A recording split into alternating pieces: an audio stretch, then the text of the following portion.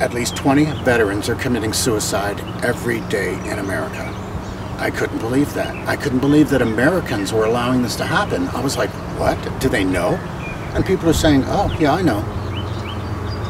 And we need to do something about it. So what we're finding out is 16 of those at least 20 have not registered with the VA.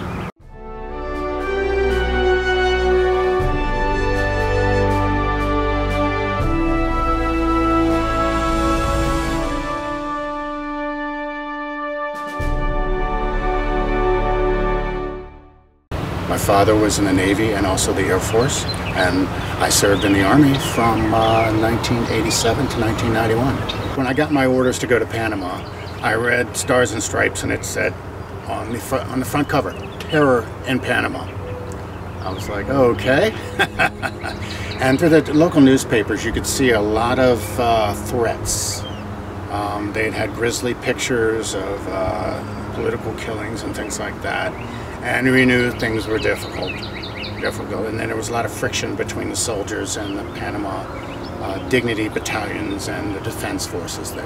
And not with the AK-47s they were using. It's like at least 150 grain bullet that's about that big. And I had the opportunity to have some go whizzing by me on a convoy trip across the Panama Canal with another sergeant, and there were 7-foot elephant grass in the jungle and you couldn't see. It was very frustrating and irritating. When I got out, I got a briefing about all the services and all my injuries. A representative from the DAV, Disabled American Veterans, came in and briefed us on the services we could get and also logged all of our injuries. Now, I was supposed to, after I got out, apply to the VA, the Veterans Administration, to get my disability based upon my neck and back injury, which was fully documented and was going on for at least 2 years. But basically, I didn't have time to do that. I had to finish my degree. I didn't have time to go away to the VA and go to all the appointments to get evaluated. Got settled in my job for about a year, and then I started going through the process. So about 4 or 5 years after I got out of the military, I started getting disability compensation at a level of 30%. So there are other soldiers, they just want to get out, they just want to go back to life. Supposedly 30% of veterans never get the benefits that they deserve for their injuries or education or all sorts of other things. They just say goodbye to the military, don't want to hear about it anymore, and they go off into the woodwork, and then we hear later on that they've committed suicide. So what we're working on with the Concerned Veterans of America to get a group of people who are going to basically talk to veterans. Each person talk to 5. They tell me I'm a very honorable person for serving my country. My fellow citizens say thank you for your service. But what I would like them to say is, how are we treating you?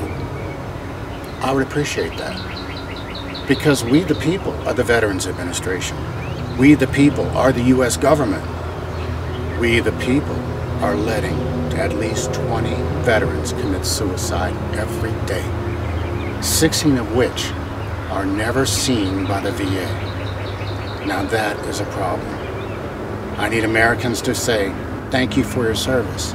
And I need them to ask, how are we the people treating you? Gratitude is the least lasting emotion. Unfortunately, I'm finding that.